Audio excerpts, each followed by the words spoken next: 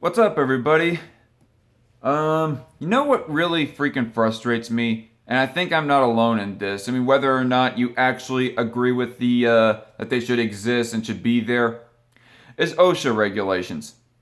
Now, there is some reasoning, I guess, as to why that all OSHA regulations exist. You could make that argument, in spite of the whole infringement on liberties aspect of it, private property, business ownership, and all that other stuff. But that aside, OSHA can go a little bit too far. And I just want to say this as my personal experience as a blue collar worker, my experience with OSHA regulations.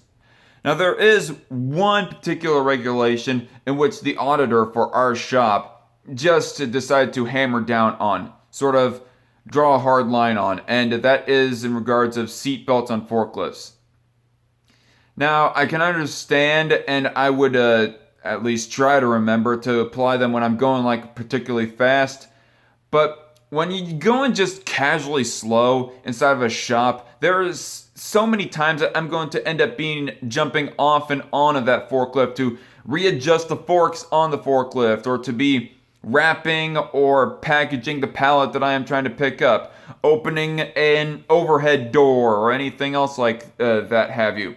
And just the likelihood of me like flying off of that forklift or whatever with the casually slow speed that I am going indoors is highly unlikely. So highly unlikely that it gets to be more of a hindrance in effectiveness of my job than it is of a much needed safety precaution. It's more of a hindrance than a needed safety precaution. It just seems that OSHA being a little bit too over-correctional, to say the least. Being a little bit too overreaching, I say. And I just said this to my one of my coworkers of when they kept on telling me about the audit and whatnot, and the reminder of applying seatbelts when driving a forklift, and I go saying to myself, this is why that I am a hardcore libertarian. I mean, fucking bureaucrats and all that. I mean, I'll go ahead and hold my nose to the best of my ability, to the best of my memory anyways, to go ahead and apply the seatbelt. But at the same time, is it really necessary? I think not, because like I said, the likelihood of I'm more likely going to damage something in my driving around the shop, something else around me, than damage my own self when driving that forklift with or without a seatbelt, for reals. And another little OSHA regulation that I keep on hearing about. I've heard this from somebody that was from a different company, and the maintenance guy of our shop who has worked alongside with OSHA for years, for like 6 or 7 accumulative years sometime in the past. That apparently there's another OSHA regulation that doesn't hardly get enforced, mind you, but still exists, and it still puts forth the bad precedent that OSHA could exploit that rule to start to, overreach, participate in the government overreach of business. And that would be that you're technically not supposed to be walking through overhead doors. If you're just on foot, you should not be walking through overhead doors. Like big garage doors is what I mean more specifically, if y'all don't know what I mean exactly. But overhead doors for forklifts and even other sorts of vehicles to be passing through, you're not supposed to be walking through those technically.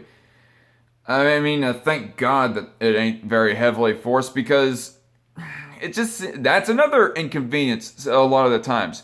I mean, sometimes I have a delivery that I have to very quickly deliver at a spot, me as a delivery driver. Sometimes I have to just very quickly deliver something so I can get to the next place and the next place and the place after that and so on and so forth, because I have no time to diddle around or whatnot. And if there is like an open, and if like say the human portal, the regular door, is locked, then I have no other practical way of getting in except for or quicker way anyways, except for the overhead door. I can wait for somebody to get the freaking person portal, but who has the time for that when they're on a bit of a crunch schedule? Like, I think the reasoning as to why that regulation exists is, what if the overhead door comes sliding down and landing on your head? How likely is that, honestly? I've walked through plenty of overhead doors. I've seen other people walk through plenty of overhead doors.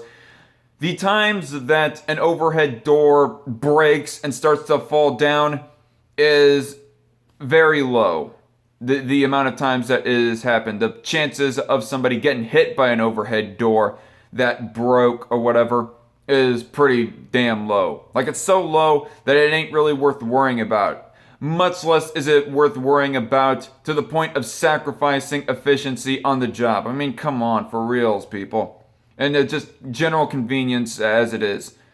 Like, both of these regulations I just mentioned in this little rant of mine just are more of an inconvenient hindrance than a safety help. Just my opinion. Anyway, tell me what y'all think in the comment section down below. As a blue-collar worker working in manufacturing or whatever else have you, in relation to OSHA regulations of, examples of OSHA regulations going too far. And yeah, just tell me what you think. See y'all later. Bye-bye.